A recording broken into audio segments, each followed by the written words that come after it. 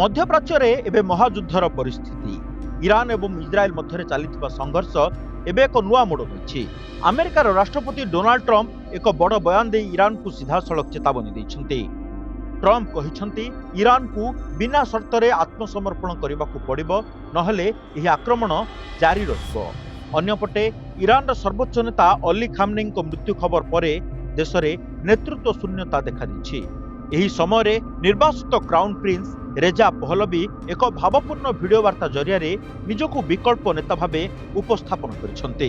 मध्यप्राच्य बारूदर गंध व्यापार लगी। गोटे पटे अमेरिका और इज्राएल मिलित प्रहार, अन्यपटे ईरान भितर क्षमता पाई संघर्ष। डोनाल्ड ट्रंप स्पष्ट करी कहिसेंति जे ईरान सहित कौनसी प्रकार बुझामणा कराजिबो नाही।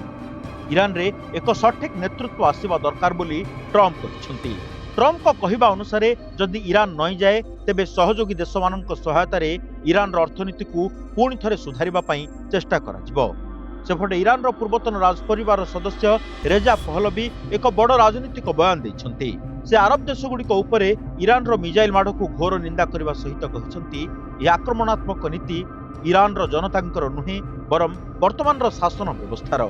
से एक मध्यवर्तीकालीन सरकार गठन पर प्रस्ताव देइछन्ति जहाँ गणतांत्रिक पद्धति देश को परिचालित करिबो।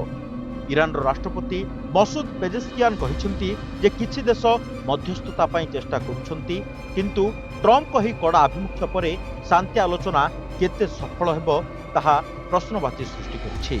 तेहरान एवं इस्फहान भली सहर रे एबे भी आतंकर वातावरण जारी रहिछि। ब्यूरो रिपोर्ट, ओडिशा संवाद।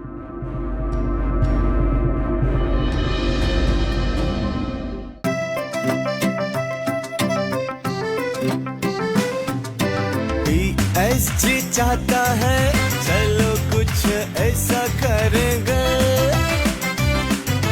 देश की शान है हम शानदार रहेंगे, शानदार रहेंगे। टीएससी गुरुकुल गोठपाटଣା भुवनेश्वर।